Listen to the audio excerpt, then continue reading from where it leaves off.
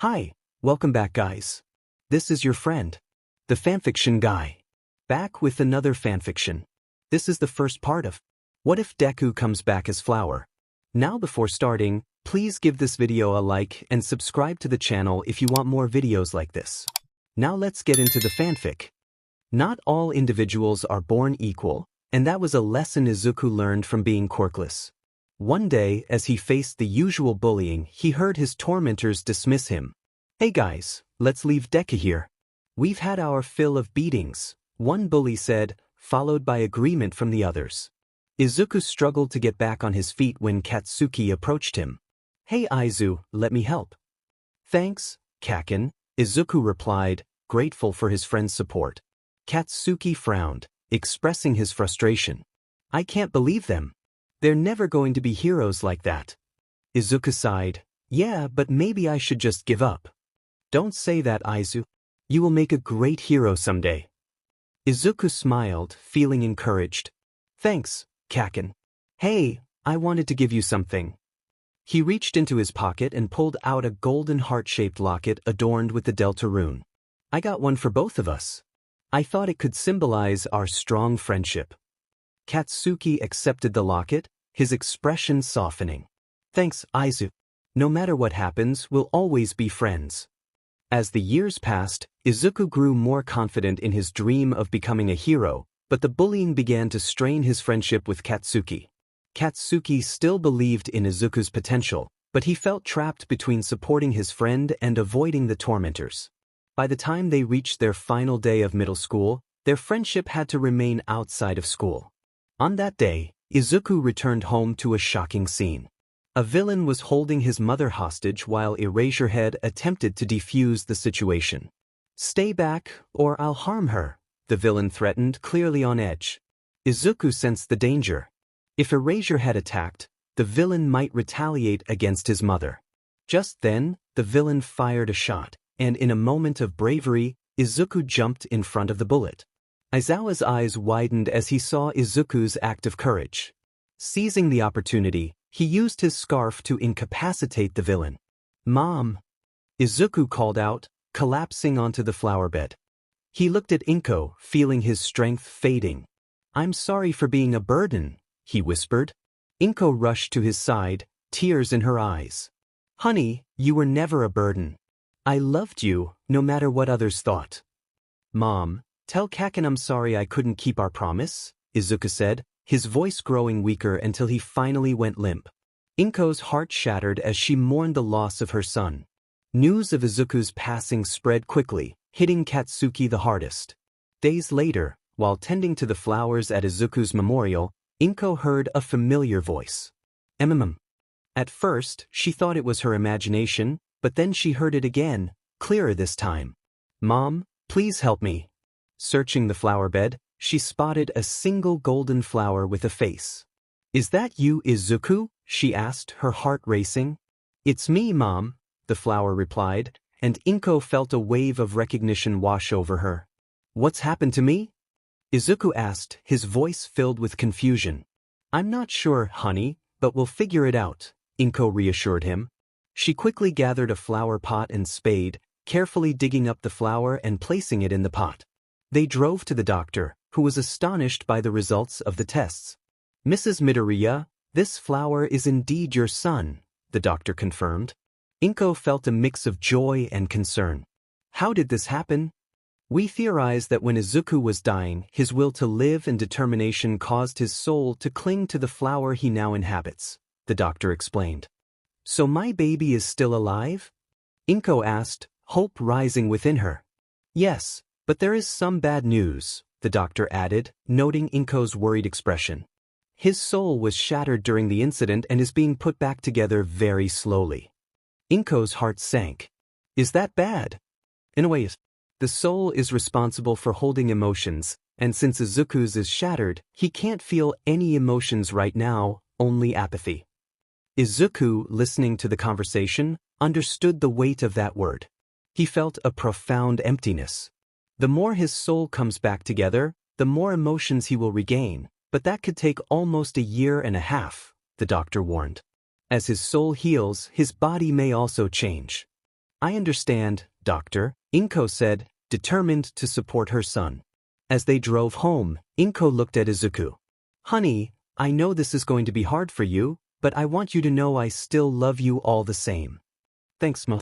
I just wish I could feel the same, Izuku replied, longing for the emotions he once had. After settling him in bed, Inko offered him some water before he drifted off to sleep, hoping that Katsuki would still see him as his friend. The next morning, Izuku awoke still devoid of emotions. Inko brought him to breakfast, where he discovered he could photosynthesize for nutrients from sunlight, but he could also eat human food and drink normally. Hey Mom, he called out. Yes, sweetie. Inko replied. I want to try something. Can you plant me in the garden for a bit? Curious about his request, Inko complied. Once planted, Izuku began to dig underground, proving he could move around by burrowing. Inko informed the Bakugos about Izuku's current state, and Katsuki decided to visit.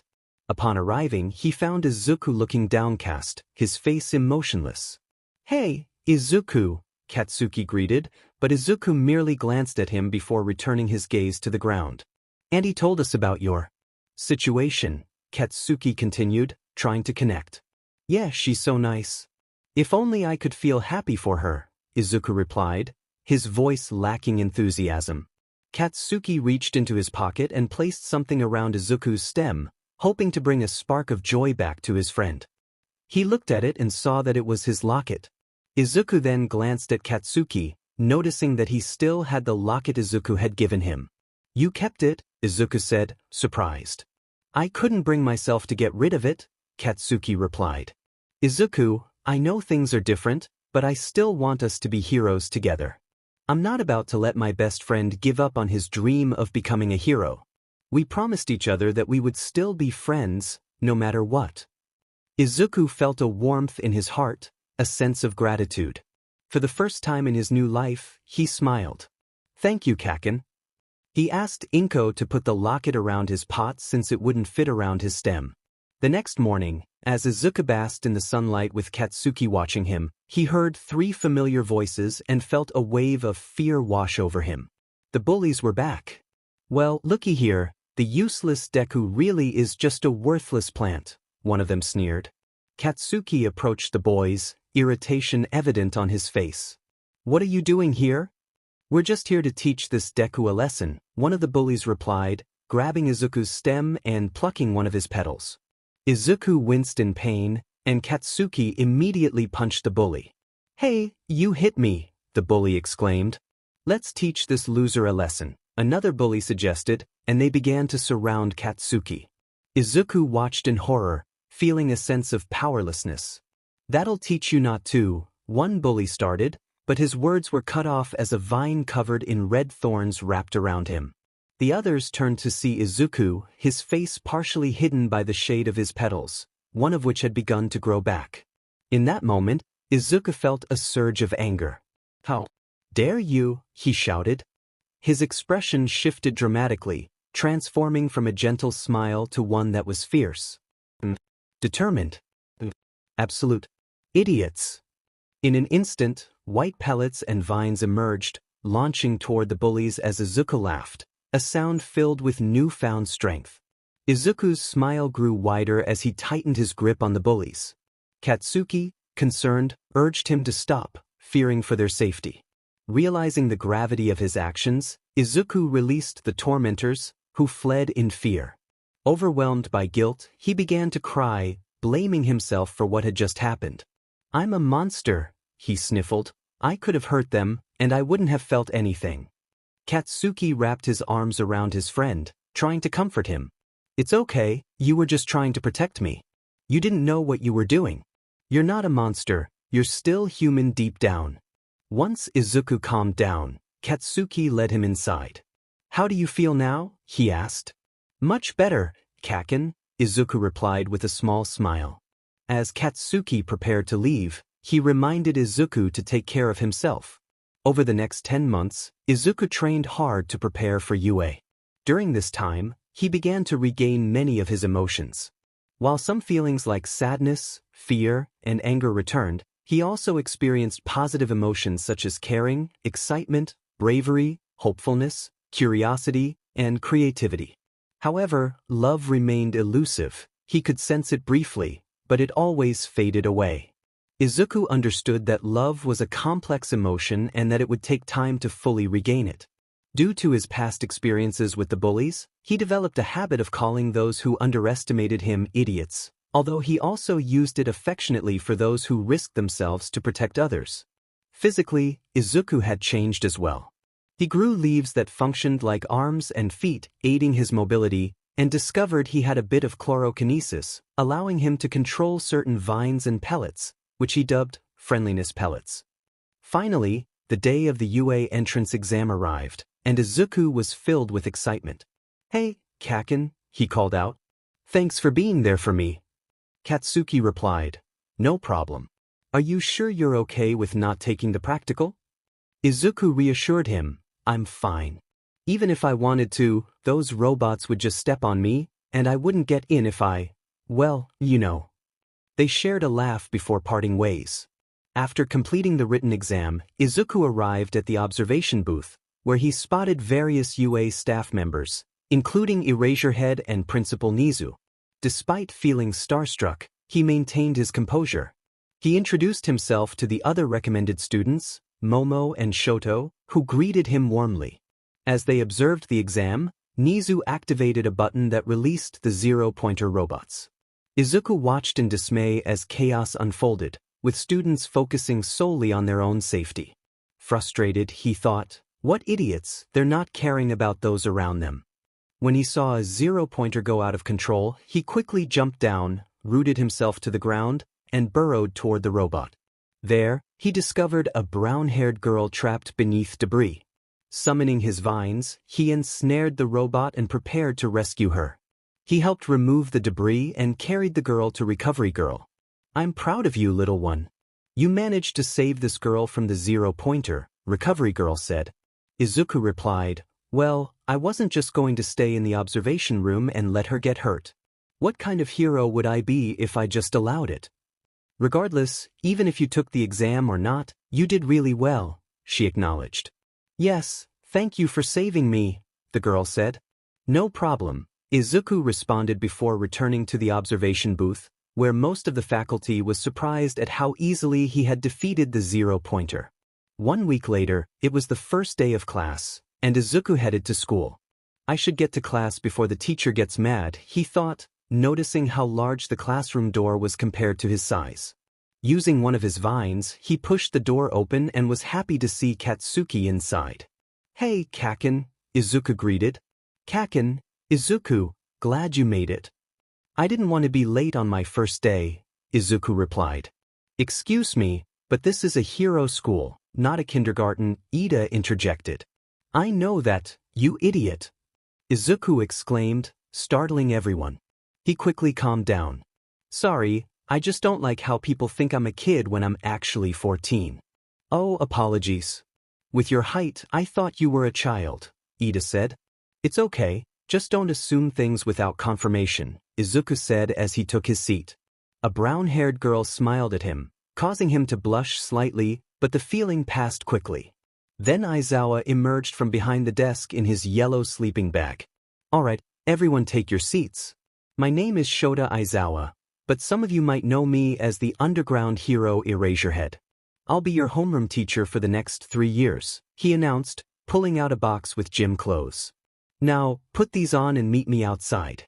I am also aware that because of one student's current situation, they don't have to put on a uniform." "Thank you, sir. And if anyone asks about orientation, you can forget it. This is his class, and he can run it how he wants," Izuku added. Using his roots, Izuku carried himself outside, where Aizawa announced they would be doing a quirk apprehension test. Later, it was finally Izuku's turn. He stepped into the circle and grabbed the ball with one of his vines. "Okay, think about how to get it far." "Ah, got it," he thought. He coiled his vine into a spring and launched the ball with all his strength, using a group of friendly pallets to achieve an even greater distance. "Not bad, you got about an average distance." "Well done," Aizawa commented. "Thank you, sensei," Izuku replied. "All right everyone, back to class," Aizawa instructed. After changing, they headed back inside. Okay, you are free to introduce yourselves, and wake me up once you're done, Aizawa said, settling back into his sleeping bag. As everyone took turns introducing themselves, it was finally Izuku's turn. Hello, my name is Izuku Midoriya, and I technically don't have a quirk, he said. What do you mean technically? Achiko asked. Izuku explained his past, how he saved Aizawa from danger, how he was brought back as a flower, and what he could do now. I'm sorry to hear that, bro, Eijiro said. It's okay. It's all in the past, and in a way, it made me a better person. Anyway, sensei, we're done, Izuku concluded. Alright, since this is your first day, you are free to go home, but be sure to come early for classes, Aizawa said. Everyone headed home, and Izuku felt happy to be in his dream school, eagerly anticipating the next day. The following day went normally for Class 1A, with English, Modern Hero Arts History, and Mathematics. Although some students were disappointed they weren't doing any actual hero work, others understood that it was still a school where they had to learn. During third PRD, loud footsteps approached the classroom, and to everyone's surprise, the number one hero himself, All Might, walked in. I am here, entering like a hero, he declared. All Might. The class cheered, excited to have him as their new teacher.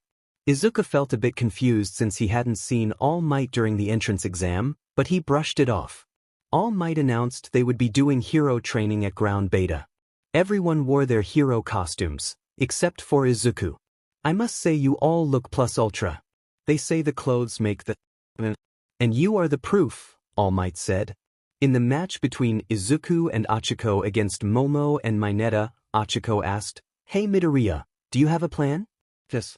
Mineta needs to pull the ball off his head, and Momo needs to create objects from her chest. If I can restrain them with my vines, that could give you a chance to touch the bomb, Izuku explained. Good idea, Midoriya, Achiko replied. Please call me Izuku, he said.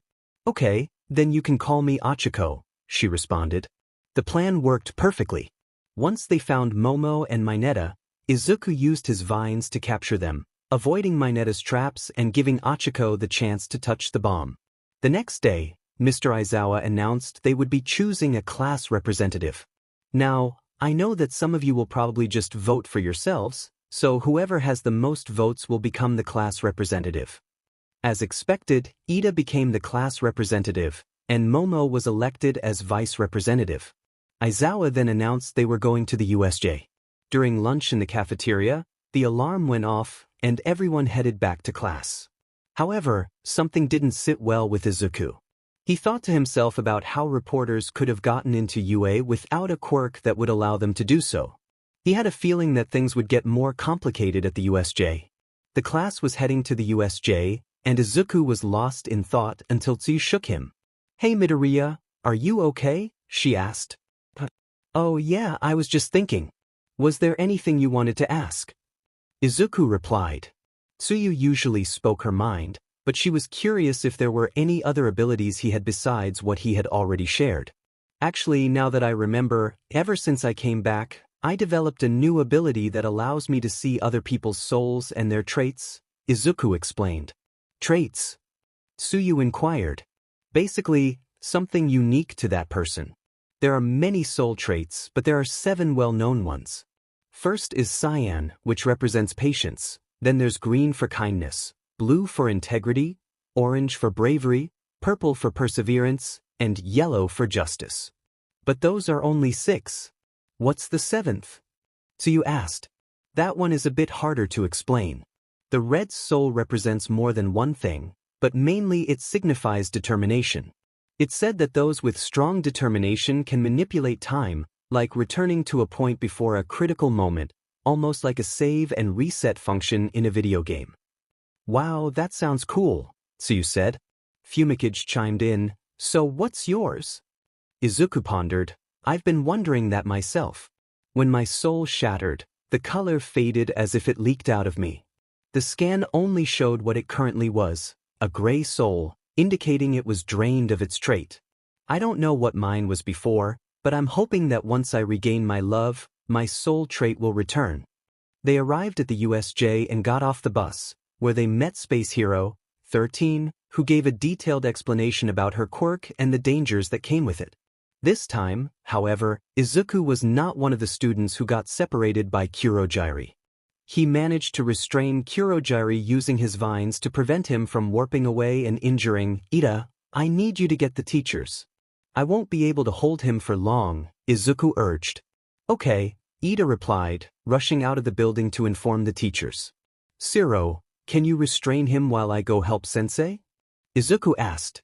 No problem, Shiro said, wrapping the villain up as Izuku went to assist Aizawa. They soon found themselves face to face with the Nomu, and what Izuku saw shocked him. It doesn't have a soul, he said. Aizawa understood what Izuku meant. This creature didn't have a soul because it wasn't alive. It was a reanimated corpse. During the fight, Aizawa was badly injured, and Izuku was running low on strength. Just as all hope seemed lost, the doors burst open, and All Might entered. I am here and I am angry, All Might declared as he charged at the Nomu. Izuku summoned what little strength he had left to protect the wounded heroes. Nomu, kill them! Shigaraki commanded. The Nomu attacked, but then a blinding light enveloped Izuku. I will protect everyone, he shouted. As the light faded, everyone saw that Izuku had transformed into a computer monitor. What happened next amazed everyone present as it grew a large body with massive arms and dozens of vines. Once the transformation was complete, Izuku's face appeared on the monitor, and he looked determined. Omega Izuku was furious. How dare you attack my class?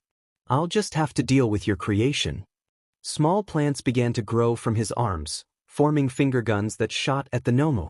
Flames erupted from his arms, and 2 Venus flytraps appeared, tearing at the creature. Vines dropped from the ceiling, surrounding the Nomu and piercing through its body, while a barrage of friendly pellets in the shape of throwing stars shot from his eyes. In his mind, Omega Izuku realized the creature kept regenerating, and its shock absorption made things difficult. He needed a large attack to finish it off. Suddenly an idea struck him. He unleashed a laser from his second mouth and attacked with the vines repeatedly, each time faster than before. Finally, the creature was worn out, and Omega Izuku prepared to deliver the finishing blow. He knew it wasn't alive, but he felt the need to end it. If you still had a soul, I hope it finds peace in the afterlife, he thought as he surrounded the Nomu in friendly pellets and defeated it. His classmates erupted in cheers for Izuku's victory. Shigaraki, witnessing the defeat, shouted in disbelief, No. That Nomu was created to kill All Might. How could it lose to you? The answer is simple, Omega Izuku replied confidently. I'm just more powerful than it. He glared at the villain, causing Shigaraki to shiver. Attempting to escape, Shigaraki was caught in Aizawa's scarf. As Izuku began to glow faintly, he transformed into a more humanoid form, with petals forming into hair and vines covering his body like clothing. Katsuki rushed to his side. Izuku, are you all right? Katsuki asked, concern in his voice. Izuku smiled and hugged his friend. Better than all right, Kaken. I can feel love again. Katsuki was surprised, and they celebrated this new development together.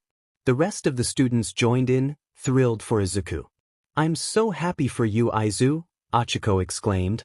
Aizu. Izuku responded, a bit taken aback. Oh, it's okay. Kaken hasn't called me that since we were little. Katsuki explained, we were just kids. I stuck with Kaken, but you can call him Aizu if you want. Achiko blushed at the thought and hugged Izuku tightly.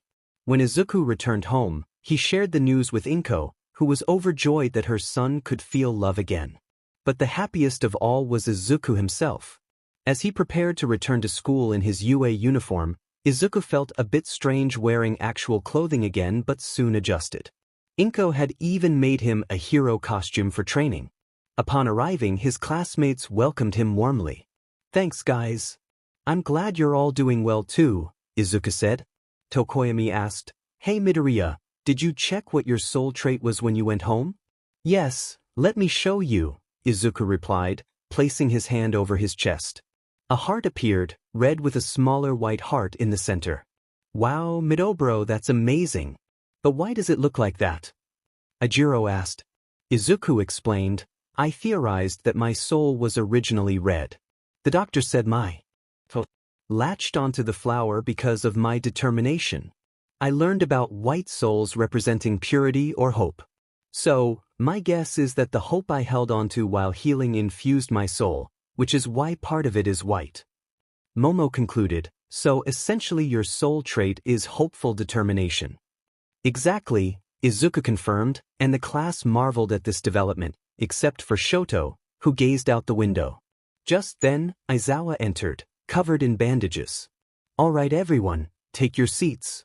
Sir, shouldn't you be resting? Ida asked. My well-being is not your concern. Villains don't rest and neither will we. Now, I have an announcement. The UA Sports Festival will be in 2 weeks, so you have the next 2 weeks off to train. Due to the attack, the principal has decided to implement a dorm system for your safety. We already received your parents' signatures, and you will have until tomorrow to bring your belongings. Excitement filled the room as everyone prepared to head home. However, Izuku felt uneasy, pondering how the villains had known about the U.S.J. They seemed to know exactly which file to target, raising suspicions of a mole in their class. He decided to inform Nizu and put safety precautions in place. A few days before returning to class, Izuku rested by a river near his house, contemplating what he could do with his newly healed soul. Suddenly, he heard an echo of his own voice. Hello. Hello, came the reply. Izuku turned to see a light blue flower glowing faintly. Remembering a book he read about echo flowers, he realized this flower could repeat the last sounds it heard, just like an echo. Izuku was amazed by his discovery and decided to take some echo flowers home with him. Back in the present, he planned to give these flowers as gifts to his classmates after they finished setting up their dorms.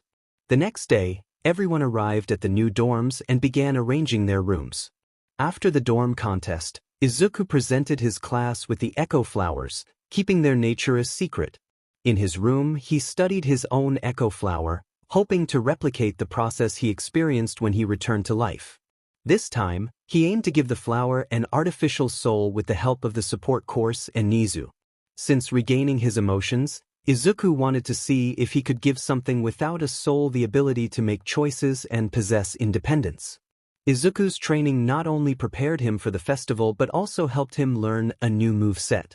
He discovered how to shift between his flower form and humanoid form, and his chlorokinesis evolved, allowing him to control plants over a larger area, such as a forest. He created a new form, which he named Omega Izuku, and a more humanoid version of it.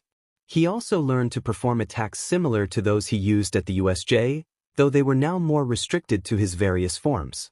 He pitched this idea to the support course, and they promised a solution in a few days. Finally, the day of the sports festival arrived, and Izuku lined up with his entire class. I hope everyone does their best, Izuku said, filled with determination. I'm sure we will, Achiko replied, her confidence shining through. Shoto approached Izuku, stating, I just want you to know that I will defeat you. Izuku sensed something was off with Shoto but didn't have time to dwell on it as the class was called out for the competition. Skipping ahead to the fights, Izuku managed to avoid the robots and Shoto's ice attack by burrowing underground. He swung across using his vines and reached the finish line. During the cavalry battle, he used his ability to return to previous points in time to save his teammates from losing headbands, employing his vines to protect them from opposing teams. In his match against Shinso, the conversation turned serious. It must be nice having such a strong quirk, Shinso remarked. Actually, I wasn't born with it, Izuku replied. Why isn't my quirk working? Shinso asked, confused. Maybe because it doesn't work on flowers, Izuku said, shifting to his flower form and using his vines to gently restrain Shinso. I died protecting Eraserhead and came back like this. You might think I'm lucky, but you don't know what it was like not being able to feel anything. It was torture, and without emotions, I could have done something I would regret. Shinso looked into Izuku's eyes and understood the weight of his words. I'm sorry, he said sincerely. It's okay, Izuku reassured him. But don't underestimate your quirk, I think you'd make a great hero. Shinso smiled at Izuku's kindness. Thank you. Ms. Midnight, I forfeit the match. Are you sure? Midnight asked. Yeah, I'm sure, Shinso confirmed before hugging Izuku and leaving the stadium. Later, while eating lunch, Shoto asked to talk. Izuku followed him to an empty hallway, where Shoto opened up about his past and Endeavor's actions. And that's why I'll never use my fire, Shoto concluded. Izuku looked at him thoughtfully. I see. But you do realize that by only using your ice side, you might end up hurting yourself? If you don't use both sides, you could freeze to death. Wouldn't that just prove your father right? No, I will defeat you with my ice and prove him wrong, Shoto insisted. Suit yourself, but know that if you're not going all out, then neither will I, Izuku replied. Shoto stormed off, leaving Izuku to reflect on their conversation.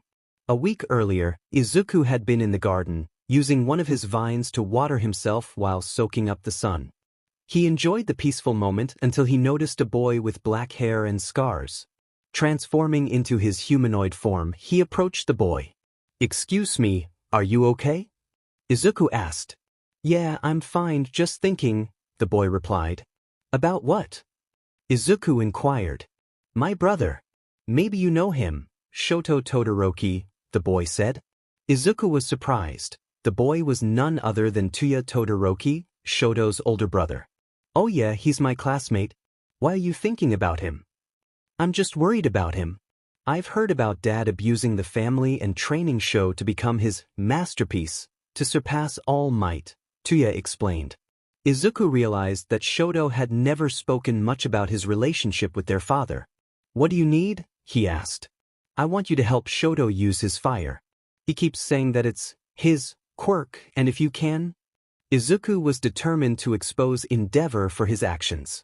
He assured Tuya that he would do his best and promised to say hello to Shoto for him. With a plan in mind, Izuku retrieved a tape recorder from the leaves covering his chest, thinking to himself that this evidence would help end Endeavor's career. After delivering the evidence to Nizu, he made his way to the arena but was unexpectedly confronted by Endeavor. Hey, you're that Midoriya kid, right? Endeavor said. Yes, what do you want? Izuku replied, striving to maintain his composure despite his anger towards Endeavor for what he had done to his classmate. Endeavor continued, I want you to get Shoto to use his fire. And why is that?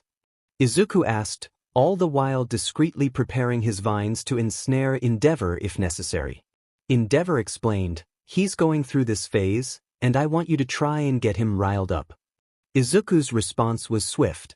Without hesitation, the vines wrapped around Endeavor's body, tightening their grip.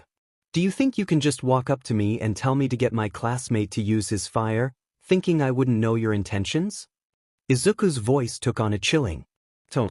Endeavor attempted to use his fire to burn the vines, but they remained unscathed. Izuku's expression shifted to one of eerie amusement as the vines constricted further. Izuku called out to the man, expressing his frustration. Just as he was about to take action, Midnight summoned him, prompting him to release Endeavor. Izuku warned Endeavor to consider himself lucky for the interruption, adding a stern reminder that if he spoke of the incident at the U.S.J, he would face serious consequences. With that, Izuku walked away, leaving Endeavor to stew in his anger. Next, the scene shifted to Izuku's fight with Shoto. Izuku recognized Shoto's strength but knew he wouldn't go all out unless Shoto did. Come on, Shoto, use your fire, Izuku urged. Shoto refused, insisting he wouldn't use his flames. Izuku pressed on, reminding him that the fire was now his to wield.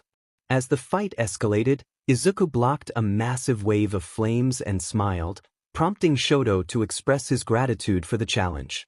Izuku then revealed his humanoid Omega form, ready to continue their battle. The two exchanged blows, with Izuku using his flamethrowers to counter Shoto's ice and blocking flames with his vines, which had developed an immunity to fire. Eventually, Izuku managed to knock Shoto out, and Midnight declared him the winner. Good match, Todoroki, Izuku said, and Shoto thanked him for the realization he had gained during their fight. The final match commenced, with Izuku urging Katsuki not to go easy on him. Katsuki, determined, charged up his quirk as Izuku transformed into his humanoid Omega form. The battle began with Izuku launching star pellets and using his Venus flytraps to create distractions. After some intense exchanges, Izuku asked Katsuki if he yielded, to which Katsuki agreed. Midnight announced Izuku as the winner of the UA Sports Festival, and the crowd erupted in cheers as Izuku helped Katsuki to Recovery Girl. Later, Izuku, Katsuki, and Shoto stood on the podium as All Might awarded them their medals. Izuku expressed his gratitude, and then he winked at a security camera, signaling Nizu to reveal evidence that turned the crowd against Endeavor. As Endeavor charged at him, Izuku activated his petals, unleashing a series of creative and overwhelming attacks that left Endeavor weakened. The heroes arrived to arrest Endeavor, thanking Izuku for exposing him. In a quieter moment, Izuku found himself in Recovery Girl's office, lying on an operating table. Despite her concerns about the risks, Izuku was determined to proceed with his experiment. After a brief procedure, he felt some discomfort but remained resolute. Once it was over, Izuku climbed off the table, eager to see if his experiment had succeeded. He placed a small heart-shaped device on the table and watched as Recovery Girl injected it with a sample. To his delight, the device reacted positively, confirming their success in creating an artificial soul. Grateful, Izuku hugged Recovery Girl, who gently advised him to be cautious in his future endeavors. Taking the artificial soul to his room, Izuku worked on an echo flower, integrating the device with it. After a short rest, he awoke to find the flower had developed a face and was smiling at him. Overjoyed, Izuku introduced himself, and to his surprise, the flower called him Papa. Amused, he decided to embrace the title and thought of a name for the flower. "What about Echo?" he suggested, and the flower nodded happily. Izuku then introduced Echo to his classmates, who found the little flower endearing. As time went on, Echo began to learn how to speak by repeating words he heard from others, much like a normal echo flower.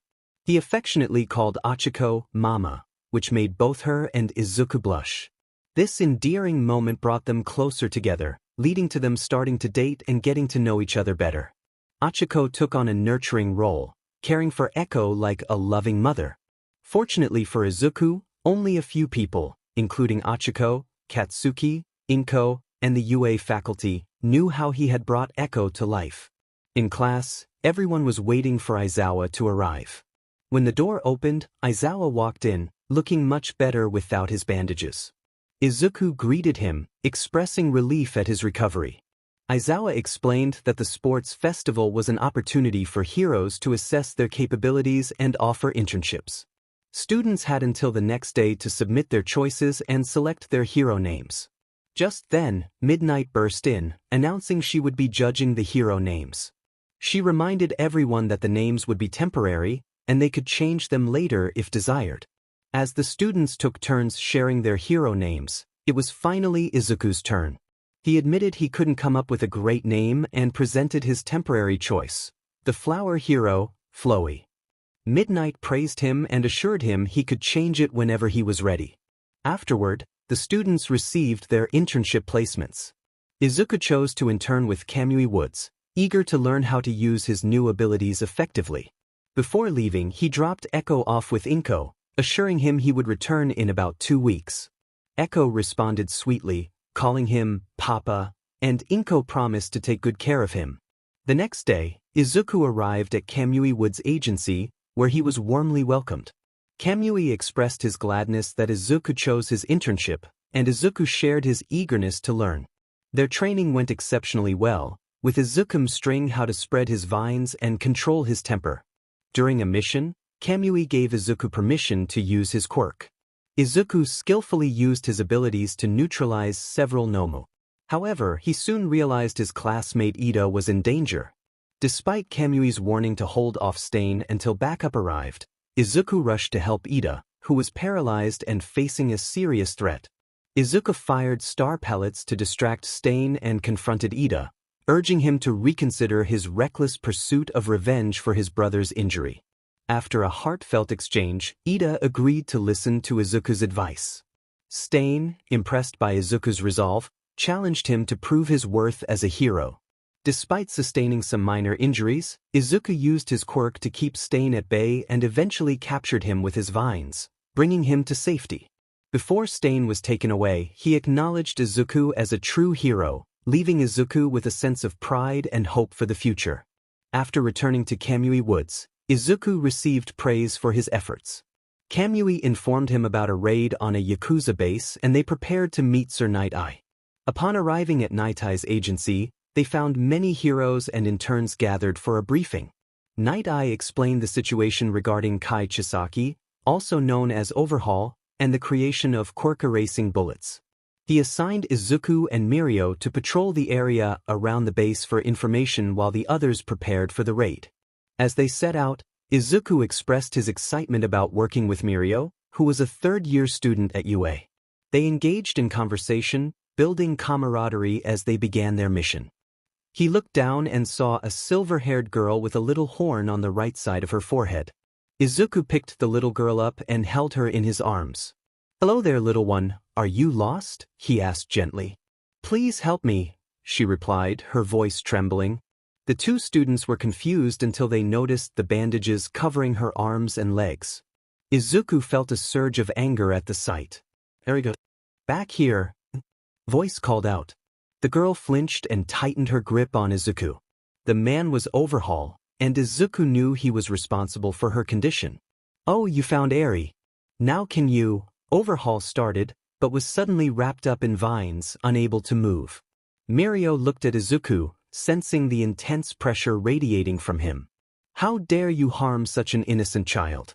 "You are a monster," Izuku said, his grip tightening until Overhaul lost consciousness. Mirio informed Sir Night-Eye about the situation, relieved that they were safe but also concerned about Izuku's actions. Despite this, he understood Izuku's motivations and decided to let it slide. They agreed it would be best for Eri to stay with Izuku, as she had grown attached to him. "Do you hear that, Eri? I'm going to be your papa," Izuku said with a smile. "Yay, papa!" Eri cheered. Everyone was puzzled by Izuku's choice of words, but he explained the situation to the heroes, and they began to understand. After the internship, Izuku returned home to pick up Echo from Inko and introduced her to Eri. Inko was thrilled to welcome another grandchild into the family. Izuku then brought them both to UA, where everyone was excited to see him. "Eri, these are my classmates, or your aunties and uncles," he introduced. The atmosphere was joyful, and Izuku felt a sense of happiness knowing that Eri was safe. With Eri in their lives, Izuku and Achiko's relationship grew stronger as they spent time caring for their little family. "I love Papa, Mama, and little brother Echo," Eri declared. "And we love you too, Eri," Izuku replied warmly. Izuku and Katsuki were in the fake city, preparing for All Might's arrival. "I don't think I'll be able to take on All Might," Katsuki admitted. "True, but I might. If you can provide some additional firepower, I might be able to take him down in my Omega form," Izuku suggested. "Good idea. Let's take him down," Katsuki agreed. All Might landed just a few feet away from them. "I am here to take you down," he announced. Izuku shifted into his humanoid Omega form and signaled for Katsuki to attack.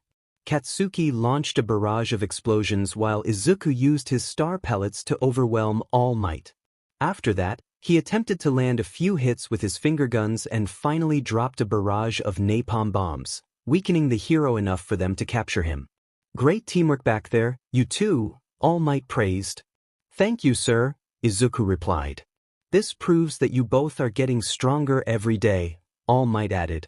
They helped All Might back to the observation room and rejoined their classmates. The next day, Aizawa announced that the class would be going to the training camp, giving them 3 days to prepare. Mina suggested they go to the mall for supplies and to hang out.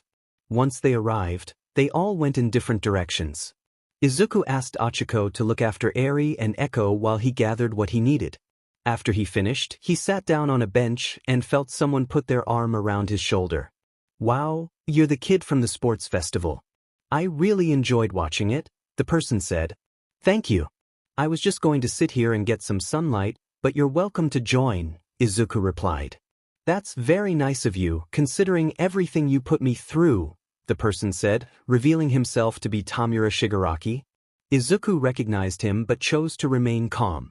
"So what brings you here, Tamura Shigaraki?" "You already knew who I was," Shigaraki replied. I didn't want to start anything. Let me guess, you're still mad at me for what happened at the U.S.J? Izuku asked.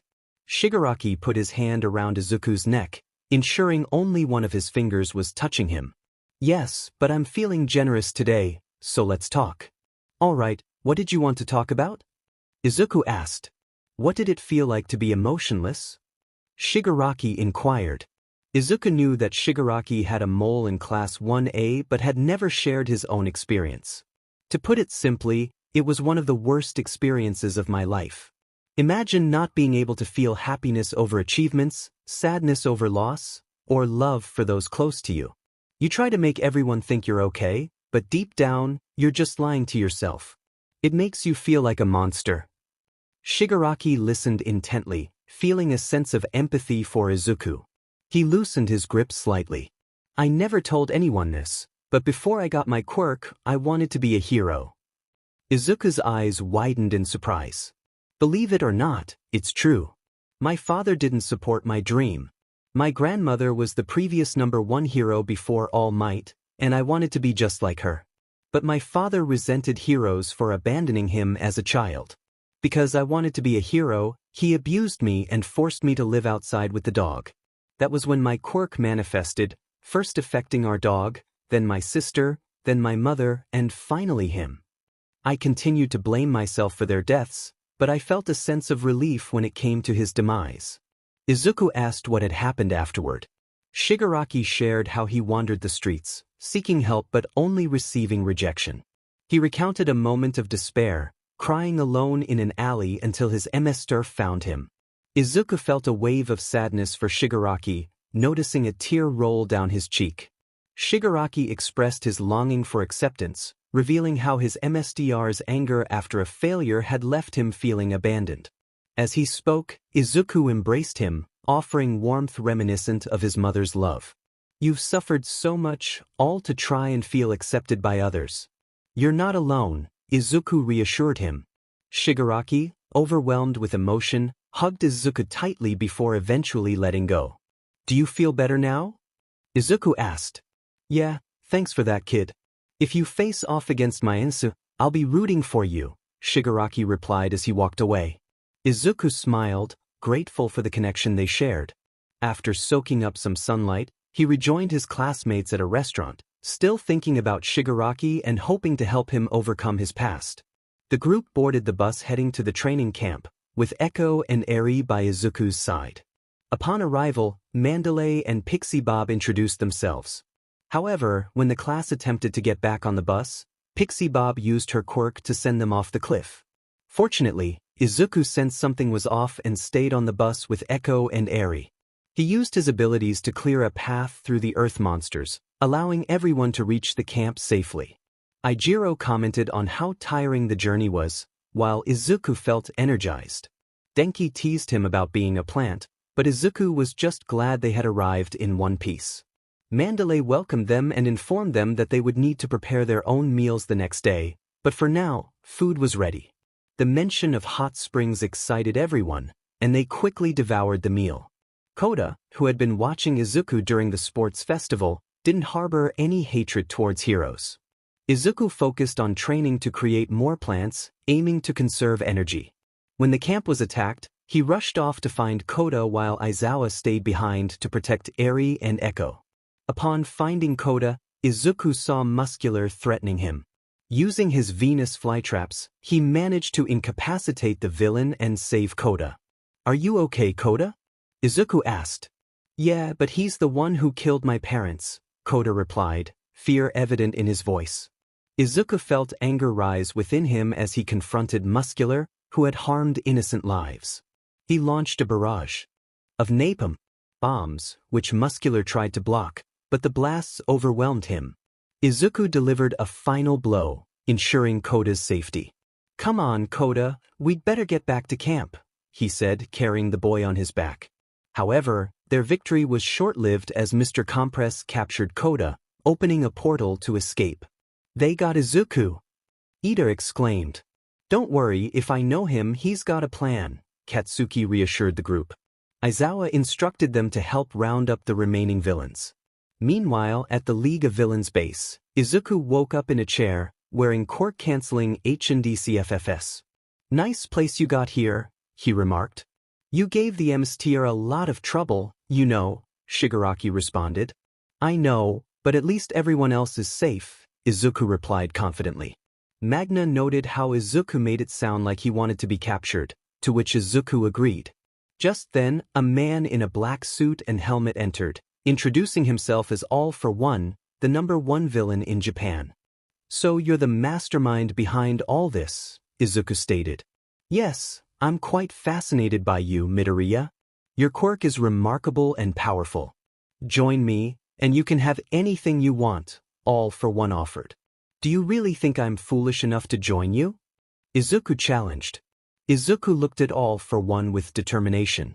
"You really are an idiot," he said, ready to confront the villain. All for One replied menacingly, "Then I'll just take your quirk and end this." He reached out his hand, but suddenly, there was a loud knock at the door. All Might burst through the wall, followed by other heroes who quickly captured the villains. Shigaraki had anticipated the attack and was already safe. "All for One, it's been a long time," All Might declared, facing his old foe. "All Might, I see you're still in pain. How did you find us?" AFO sneered. Izuku interjected, "You can thank Tamura for that, or should I say Tenko Shimura?" Tenko stepped forward, resolute. "I'm done following your orders, All for One. It's time to end this." Indeed, AFO agreed, and with a flick of his wrist, he forced Kurogiri to teleport Izuku, All Might, and himself to a warehouse filled with Nomu. The battle unfolded much like it had in the past, with Izuku assisting All Might. However, FO eventually gained the upper hand and knocked All Might down.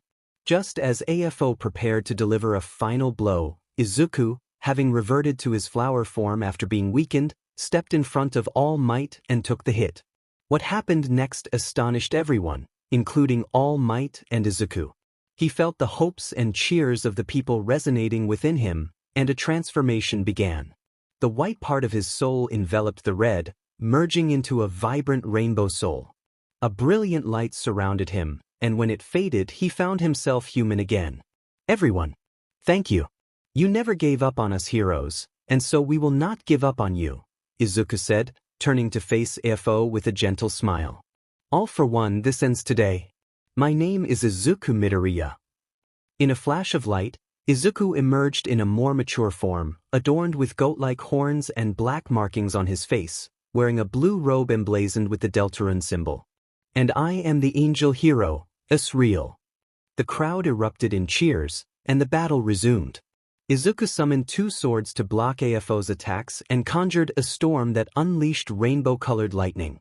A barrage of rainbow stars and fireballs followed, and he wielded a large cannon that fired powerful blasts. AFO attempted to use his quirk on Izuku, but nothing happened. "Did I forget to mention, this isn't a quirk? I died saving Eraserhead and came back as a flower. Everything you saw me do was never a quirk," Izuku explained. "Doesn't matter, you can't defeat me," AFO retorted. "Don't get cocky. I'm not even going all out, but since you're so persistent, I might as well," Izuku said, vanishing momentarily. In his place, a giant goat skull appeared, creating a powerful suction that pulled AFO in. When the skull faded, Izuku re-emerged with his legs fused together and 2 large rainbow wings sprouting from his back. "This is my full power, and I will use everything I have to end you," he declared. "Then bring it," AFO challenged. Izuku raised his arms and launched a barrage of missiles at AFO. Despite AFO's attempts to evade, he was too injured to continue. "This ends now," Izuku proclaimed, unleashing a powerful beam of energy that struck AFO. When the light dissipated, all that remained of the villain was a pile of ashes. "It's finally over," Izuku said, returning to his normal form as All Might supported him. "You did it, young Midoriya. You saved everyone," All Might praised. Izuku smiled, finally succumbing to exhaustion and passing out. Years later, Izuku and his classmates graduated from UA and became the new top heroes. Aoyama faced house arrest for being the mole but was welcomed back once everything was cleared up. Izuku and Tenko became good friends and took on teaching roles at UA, with Izuku instructing Class 1A and Tenko teaching Class 1B. Despite their friendship, a friendly rivalry remained between them. Eri and Echo also attended UA, and thanks to AFO's defeat, crime rates dropped significantly, with only minor thefts and robberies occurring. Izuku felt immense happiness spending time with those he loved. The end.